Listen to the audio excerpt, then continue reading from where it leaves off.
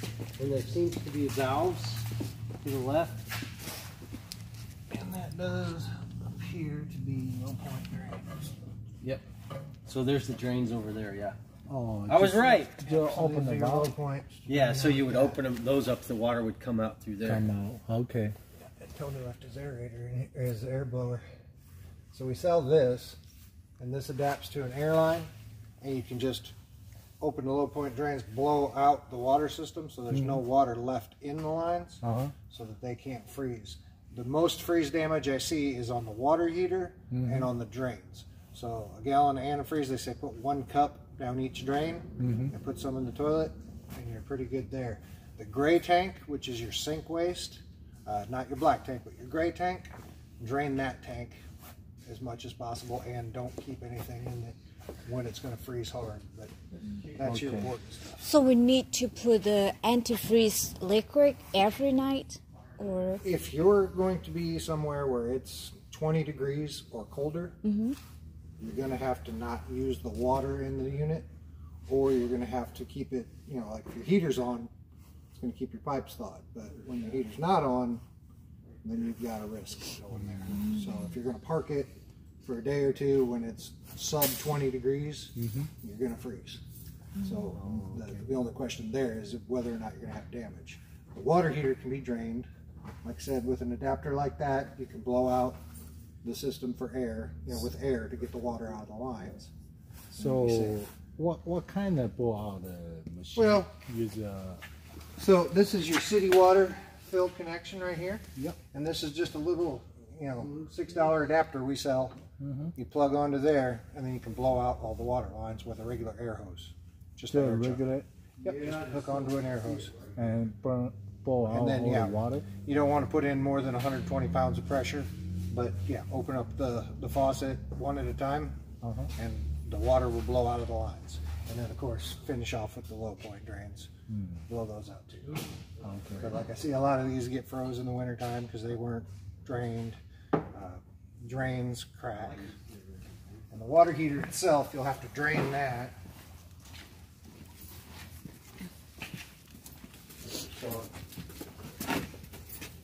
So this plug goes in the water heater, and that's, you know, when you're filled, and then when you want to empty it out, you'd actually pull this, let the water drain out of the tank. Oh, okay.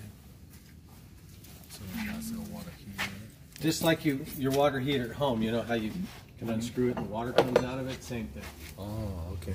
actually we didn't do it We never do at it. home. Well, on one of these where it's outside, it's last year was the coldest it's been since 1983. So most years this far south or farther south, not so much of a problem. But north of here, 50 miles, it's going to freeze. It's going to freeze. So where do you plan on being? Colorado. Colorado, it's going to get cold. Yeah, freeze. It's going to get cold. So what I recommend in that situation is that you're really not able to use the water in the unit when you're, you know, if it's going to be blowing cold wind, unless you've got that heater going. If you've got that heater going, the unit's 80 degrees, 70 degrees inside, you're going to be okay. But you leave it parked for 6 hours, especially in Colorado where it might be 5 degrees out, you're going to freeze stuff. So you'd want to drain that tank and get the low point drains open. Get all the water out. So the winter time is not good for use that. You can, but you bring your bottled water with you. You stop at places where you can use their restrooms and bathrooms. That's what a lot of people do. So they, like even the big Class A's out there and all the other coaches, during the hard winter time, if they're traveling, they stop at RV sites and stuff where they have bathrooms and all that stuff and use their facilities. But in here, you just run the heat and stuff to stay warm and watch your television and such, and then on to the next place. You really wouldn't need water if you're stopping at RV sites. They have all the water there, you know, and bathrooms and everything you need. Is this for water? What does it so mean? that's where you would fill up water to take with you. So on that other like side, for the sink? yeah. Oh, okay. Well, that actually, so there's what they call a fresh tank. okay, you would fill that up at like your home. From the outside, you'd fill that up with your city water. And that would be in a fresh tank. And then there's a water pump in there that'll pump water around the coach. Now, if you're at an RV site, you would hook up your water from the RV site to here, to this right here, and that pressurizes, you know, the water, you know, like water pressure coming out of your hose. Yeah. The pressure from your RV site would plug in there, and the pressure from that works the water around. So there's two ways to have water in here. One in a fresh tank with a water pump inside that'll pump it around, and then the other way is to plug it in, you know, and then there's no tank that way. It's just running like water's coming out of it, just like at your house, you know, because underground water is feeding your water system in your home. They have an outlet. Oh, so that's for... Yeah, that's for just that's city water. City water. That on the other side is for fresh tank water. It's a separate tank that holds a water supply, and then you pump it out and then refill it or drain it as needed. I saw the other electric, that's for plugging or... Yes, that's an outdoor outlet. So if you're at a campsite and you're plugged into the power with your short cord, then you can run power here too. Like you could have a griddle out here, you know, cooktop. So or you could plug in a light or a lamp. Oh, so this not a plug in, this plug out. Yeah, it's power out. Power out. Okay. Yeah, your plug for the main plug, as we were talking about, the power of the coach, that's this one. So this is the extension cord. This is what gives it its power. So you plug in to like an outlet like that's over there. And I'll show you, like I said, then if you're at your house and you want to plug it into your house, there's a cord that plugs in here and then like a wall socket. Oh, okay. Yeah, let me see if there's one laying around. 老公，那你知道这两个吗？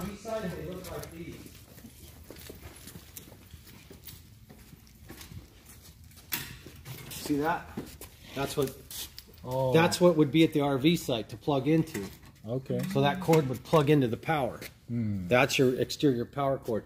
Then those other outlets, that cord would feed the other outlets in the coach. Okay. And I could show you, let me see if I can find another one.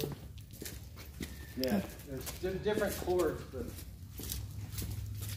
I don't see one laying. Yeah, there it is. Oh, so See, it plugs into your house. Oh, so we just need this one for plugging the house. Right, so you would connect this one here.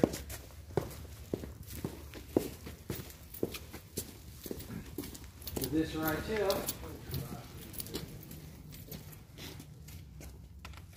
And then plug it into your house. Oh, okay. Then you'd have power throughout the coach.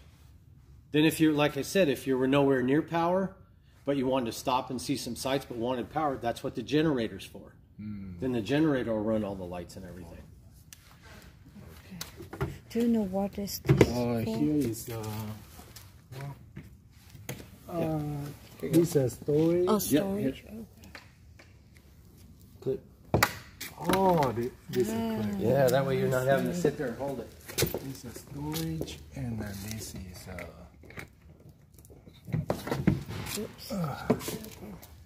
this was tank, gas tank. If you need Propane. you need to go outside fill the gas. Oh, okay. Need somebody 这 to 是加 fill. 油的。 No, not the 加油。 oil. Is gas. 哦。 The heater, everything. They call it liquid propane, like on a grill, like a gas grill, gas grill. outside gas grill. I see. 诶，那在哪里加油？好像没看到嘞。 Oh, my wife asked, where's the Where do we refill gas? the oil? The gas tank? Oh, the gas tank. Right here. Oh, right here. Ah. Okay. It's left side. Okay. She's nice. I like this thing. Yeah, perfect size. I saw the. Yeah, you can park it in any parking lot too. Yeah. So it's not too big. You can stop at a restaurant or. Like a 21 foot. Yeah. My truck's longer than this. My truck's 23 feet. Yeah. Is the screen can separate from the door? Yes. Will you show us? Oh, this is easy. Yeah. I see. And then you And can then we close can it from close the it. inside so bugs don't get in. Uh-huh. And then it clicks right back into place right there. Oh, okay. Gotcha. So if we open the door from the inside, we pull that up. Right, and this is your deadbolt, like in your house, like deadbolt lock. So if you guys are out, you know, sleeping, that's your outside lock. So then, Outside can. yeah, it's a deadbolt. Okay. So they have two. Yeah, there's two locks on it. That one there, okay. Oh, okay. Gotcha. and then this locks the handle. Oh, okay. I see. Too much running. Like a little house. Yeah. It's big. Yeah, you're right. It's a little house on wheels. It seems so many details. That's it. Yeah, it's another storage right there, so you can put other stuff stored. Okay. That's your generator back there, freshwater tank. That's for the fridge. The fridge runs on gas or electric. So it'll run on LP, you know, liquid propane. It'll actually cool with liquid propane also. Oh, and And then when you plug it into like an outlet, then it'll run on electric. okay, so that's for fridge. Yes. And the fridge, if when we driving, the fridge is automatic, it's work. Yes. If we go to camping and plug in, and it will work all the time. Yes. Okay, fridge.